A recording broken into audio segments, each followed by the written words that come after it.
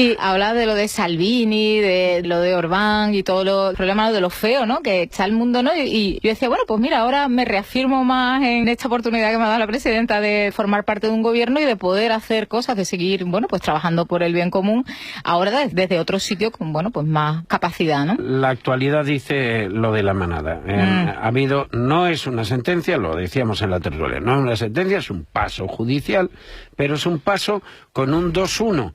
No exactamente igual que el de la sentencia, que parece que, Dios mío, no hay serenidad en esta sentencia. Es que no hay manera de que se asiente. Yo creo que lo que no hay es perspectiva de género y lo que no hay es formación dentro de la carrera judicial, ¿no? Entonces yo creo que tenemos una ley de violencia de género desde el año 2004 y habrá que preguntarle también al gobierno de la judicatura, de los jueces, qué han hecho desde entonces, ¿no? Porque lo que está claro... Lo que está clarísimo es que no hay formación con perspectiva de género y eso es lo que falta, no solamente en la sentencia, sino también en estas decisiones que se están tomando, ¿no? A mí realmente me apena enormemente que esto sea... Me apena por ser suave que esto sea así, ¿no? Obviamente hay que respetar estas decisiones, como no podía ser de otra manera, pero bueno, también, bueno, ahí está, sí que está, por ejemplo, en nosotros, pues el fomentar, en la medida de lo posible, pues toda la formación de los distintos colectivos y de las distintas áreas en materia de género, ¿no? Eso todavía nos queda mucho por recorrer y desde luego que lo vamos a hacer. Otra andaluza al gobierno, María José Rienda, ¿eh? Qué bien, ¿eh? Sí, qué bien. La verdad es que sí, y además también de nuestra de Andalucía y además del gobierno de Andalucía. Lina, catedrática de Historia e Instituciones Económicas, en el Observatorio de Género de la Universidad Pablo Olavide. Ha estudiado muchísimo la desigualdad de género y ahora a una... Bueno, es su área, ¿no? Es la universidad, pero ¿qué es lo que... ¿Qué impresión ha tenido cuando ha llegado a ese organigrama?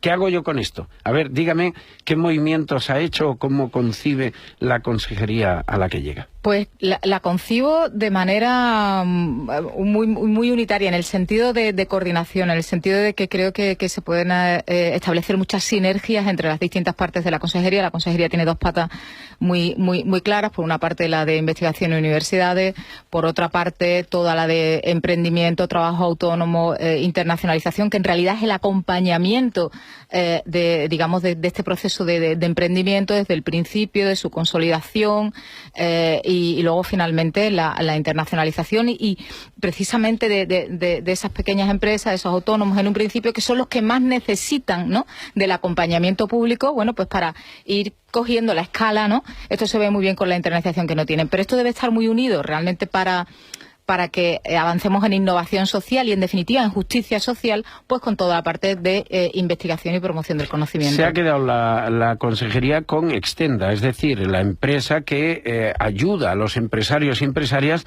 a externalizar, a vender fuera, a internacionalizar.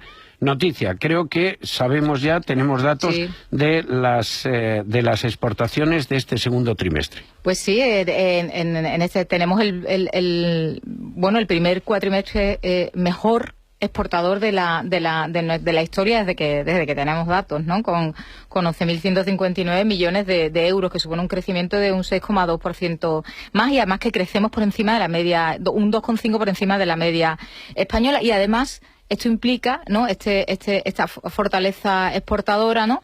Bueno, pues que tenemos superávit, ¿no? En nuestra balanza de pagos. Que eso, claro, es muy raro, ha sido muy raro durante prácticamente toda nuestra historia, ¿no? De tenerlo, ¿no? Entonces, bueno, pues ahí está, ¿no? Y la verdad es que son datos muy buenos, porque eso implica que, bueno, que nuestros productos se venden fuera. El sector aeronáutico es un capítulo muy importante en estas exportaciones, pero también está muy diversificado y esperemos que en el futuro se diversifique más y todavía pues adquiera una escala mayor, ¿no? El dato es, por tanto, del primer cuatrimestre, el mejor de la historia, más de 11.000 millones, un 2% más, y en relación con España un 2,5%. No, un 6,2% más. Ah, un 6,2%. Un 6,2% más, y que, en crecimiento estamos 2,5 puntos por la media de España, y nos colocamos en la segunda comunidad más exportadora después de Cataluña, que sí que históricamente sí que ha tenido ese papel de liderazgo en la exportación, ¿no? Clave, Stenda, en estos datos no es que sea clave, es que es el fruto de su trabajo, ¿no? Sí, y sobre todo lo que decía antes, yo creo que la importancia de tener una empresa pública como esta, que decir que una de las primeras medidas que toma precisamente para darle más visibilidad y más coordinación con el resto de las cuestiones que se hacen dentro de la consejería, es que la consejera va a pasar a presidir. Hasta ahora estaba presidida a un nivel de Secretaría General y ahora pasa, digamos, a nivel de consejería. Y además se van a incluir también en el Consejo de Dirección, pues, algunos representantes de consejería que no estaban, como Turismo, Cultura, y también el Instituto Andaluz de la Mujer, que no estaba presente, que esa transversalidad de género no estaba presente en ninguna empresa pública andaluza. Y va a ser la primera que lo va a tener. Pero en cualquier caso, lo que decía antes, la importancia de Stenda es sobre todo porque pequeñas, y también para las grandes, obviamente, pero sobre todo para las pequeñas y medianas empresas, no tienen la escala necesaria para salir a los mercados exteriores. Y ahí es donde la acción pública y donde la acción política sí que puede cubrir precisamente esa dificultad vinculada con el tamaño, ¿no? Decía antes, dos patas, la investigación, el conocimiento y la universidad en un lado, y en el otro lado el emprendimiento, la externalización, esto de lo que estamos hablando con los datos que tenemos, que es una noticia, y la economía social. ¿Se ha quedado la economía social en esta consejería? ¿Ahí qué futuro veo? ¿Qué futuro piensa? ¿Qué es lo que está pensando sobre ese sector? Pues para mí es un sector clave, porque además creo que cuando hablamos muchas veces de innovación, pensamos siempre en cuestiones puramente técnicas, ¿no? Y no, la innovación no es solo eso, la innovación es también innovación social, es también innovación en la forma de organizar, en la forma de repartir los tiempos, en la forma de repartir la riqueza, en la forma de generar riqueza que se fije en el territorio.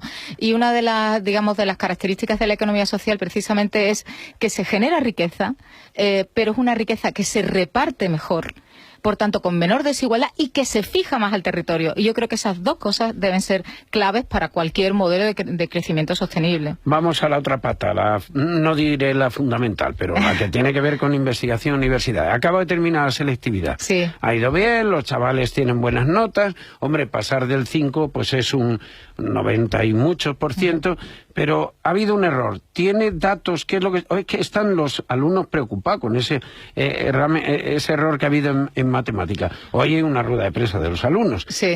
¿Qué decisión ha tomado? Pues la decisión que tomamos fue, en un primer momento, desde el primer momento, pedir un informe a las universidades, que son quienes organizan la prueba de la PEBAU, ¿no? La prueba de acceso a la universidad, para que nos dijeran qué había pasado. Nos dijeron que se había corregido sobre la marcha, muy rápido, y luego sí que pedimos también un análisis, digamos, estadístico de si había habido, digamos, una desviación, de si esa pregunta había más errores que en otras preguntas de matemáticas, ¿no? Y lo que tenemos es que quienes cogieron esa opción, la opción que tenía en principio el error, que enseguida se corrigió, han sacado un porcentaje de aprobados ligeramente superior que la otra. Por tanto, no parece que ahí haya habido realmente ningún perjuicio, porque los resultados son incluso mejores que la otra opción. Pero aún así, el alumnado debe saber que siempre tiene la posibilidad de recurrir en el caso de que considere que la nota que ha obtenido no se ajusta a lo que ellos creen que debería haber sido. O sea que se trataría de un recurso personal, ¿no? Claro. No ninguna decisión de conjunto. No, porque el conjunto de las universidades, cuando vio los datos de que no solamente si hubiera habido, si esa pregunta, el resultado de esa pregunta hubiera tenido una desviación estadística muy grande con el resto de preguntas, está claro que había habido un problema en esa pregunta. O sea, el problema no lo había habido, lo que se subsanó y entonces... Pero como no es así, sino todo lo contrario, que es un poquito ligeramente superior, pues tomaron la decisión de no anular la pregunta ni de tomar ninguna medida en ese sentido. Lina, consejera, ¿está ajustada bien la oferta y la demanda? Porque claro, la universidad forma, transmite conocimiento, crea ciudadanos con poder de cabeza para desarrollar y para coger el relevo. pero claro, encontrarán trabajo donde lo encuentren. A ver si vamos a estar fabricando unos determinados profesionales que luego no encuentran trabajo.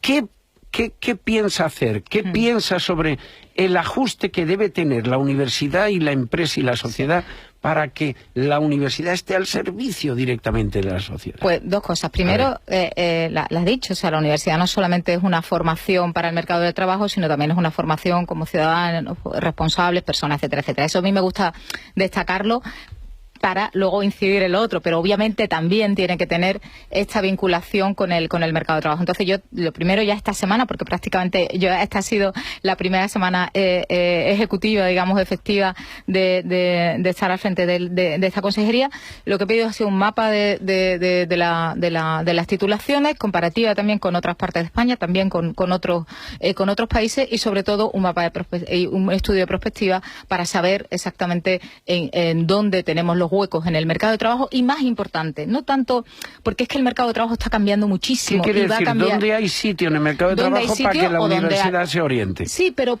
yo creo que más interesante que dónde hay hueco es ver dónde va a haber hueco. Ya. Porque es que está cambiando todo con lo que llamamos la cuarta revolución industrial, la digitalización, etcétera. Está cambiando todo a una velocidad tan grande, y tenemos que, y ya hay muchas, la semana pasada salía en el Observatorio de Desigualdad de Andalucía, sacaba el segundo informe, y yo hacía precisamente un capítulo que había escrito obviamente antes, cuando todavía tenía algo más me dedicaba más a escribir estas cosas, uno sobre robotización y empleo precisamente aquí en Andalucía, ¿no? Entonces hay mucho que hacer ahí, mucho que adelantarnos. Lo que tenemos es que adelantarnos en la medida de lo posible, porque estos cambios van a ser unos cambios muy profundos y nos tiene que encontrar lo mejor preparados posible, y con nuestra juventud, digamos, lo mejor preparada posible para poder, para que vuelva, si puede volver. Hombre, claro que sí. Eso a mí se me parte el alma, ¿no? Todos estos años de crisis, cuántas alumnas y alumnos míos ha habido que recomendarles, mira, vete fuera. Pero vete fuera de España, no ya fuera solamente de Andalucía, vete fuera de España, ¿no? Y claro, es talento que hemos formado, son personas que hemos formado en nuestras universidades muy bien formadas, y que, necesitaríamos aquí sin duda de vuelta, ¿no? Y ellos ya seguro que estarían encantados, ¿no? Porque quieren, en definitiva, estar la mayor parte de ellos en su tierra. ¿La investigación puede ser una apuesta de Andalucía como comunidad, o es muy chico el núcleo para potenciar investigación? ¿Esto es una tarea de Estado en la que tenemos que estar enganchados, o nosotros podemos ser tractor de algo? No, nosotros también podemos tener nuestra propia agenda. Hombre, obviamente hay muchas reglas de juego que se nos imponen desde fuera, y sobre todo presupuestos, y también desde la Unión Europea, ¿no? Y nuestros grupos de investigación, institutos de investigación, universidades, están competitivos a nivel internacional, y están gastando fondos también del Horizon 2020 y de programas, digamos, internacionales. Claro que sí, las universidades y los institutos de investigación en el sentido de hacerlo. Ahora mismo tenemos la posibilidad de que Granada lidere un proyecto enorme, y la Junta de Andalucía está ahí desde el primer momento, y ahora además, con más, con más ahínco, desde luego ahí vamos a poner muchísimo esfuerzo, porque eso va a traer, o traería, si finalmente es exitoso, mucha actividad investigadora y muchas externalidades para Andalucía. Catedrática de Historia e Instituciones Económicas. Por eso le pregunto, la ministra de Economía, Nadia Calviño, ha formulado un doble objetivo del gobierno que no parece fácil. Dice, hay que ir por la estabilidad, porque los números tienen que... y también por las políticas sociales, o sea, por un gasto social que no parece menor. Claro, eso es una ecuación que, así formulada, tenemos que conseguir esto. No parece fácil, ¿no? Conciliar. Es que depende también de qué políticas económicas exactamente pongamos en marcha, ¿no? Porque las políticas económicas que se han puesto en marcha hasta ahora son las políticas económicas que yo siempre he denominado pro-pobre, que quiere decir que se estaba concentrando mucho la riqueza en muy pocas personas, y que, aunque crecía la tarta, la parte de la tarta que tocaba a los asalariados cada vez era más pequeña.